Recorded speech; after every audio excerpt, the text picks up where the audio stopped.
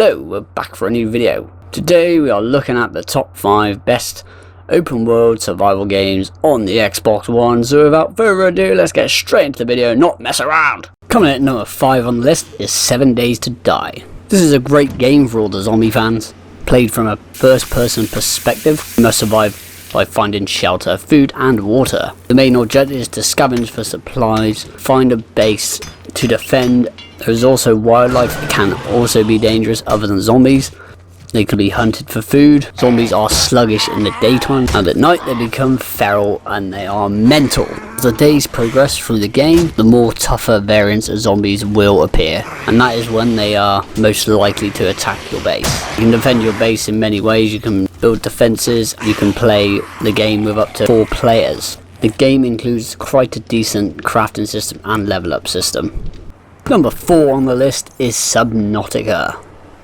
In this oceanic exploration / survival game, the player controls the lone survivor of a spacecraft which has crash landed and is stranded on a remote ocean planet. Basically, you're Tom Hanks. The main objective is to explore the ocean and survive its dangers, while also completing tasks to advance the plot. Players will have to gather resources, construct tools, you can also build bases and submersibles, and interact with the planet's wildlife. The majority of the game is set underwater. The player manages their depleting health, hunger, thirst and oxygen. If the player dies, they respawn, but certain items are removed from their inventory. Coming in at number 3 on the list is Fallout 4.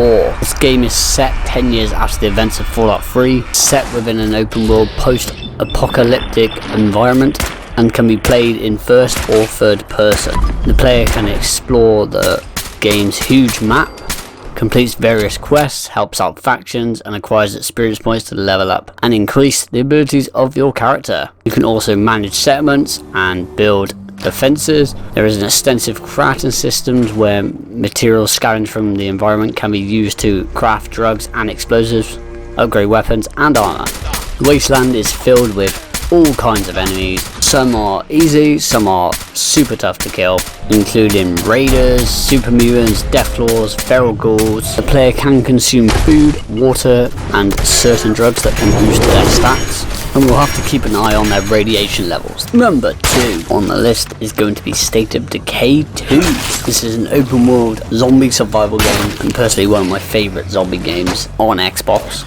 Like its predecessor, players are required to build a community, manage resources and survive against the horde of many zombies. The player will have to explore the world and scavenge a lot of items to survive. The player will progress through the story and along the way will recruit more and more survivors to their community.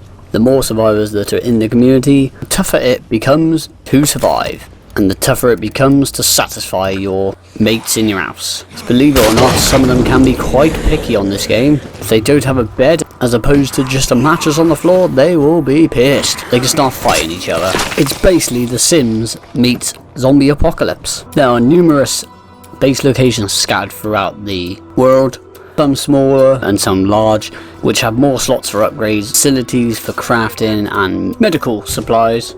All characters in your community are playable and have their own specialised stats that you can level up through the more you play each character. The game is massively emphasised in survival because if one of your community members dies, they actually die forever. You can't bring them back.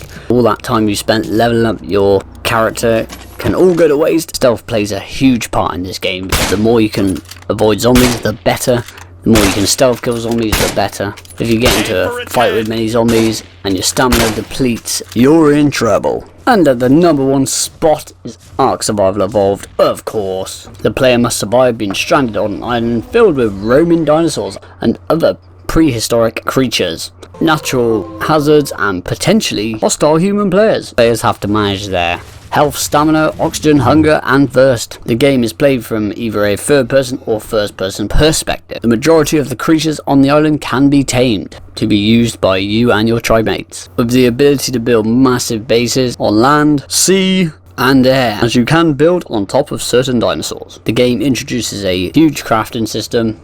You can craft a variety of weapons, items and structures. The game offers player stats and dinosaur stats, which you can level up through gaining experience in a variety of ways. The game offers an extensive breeding system where you can breed most dinosaurs and creatures and can mutate their stats and colours.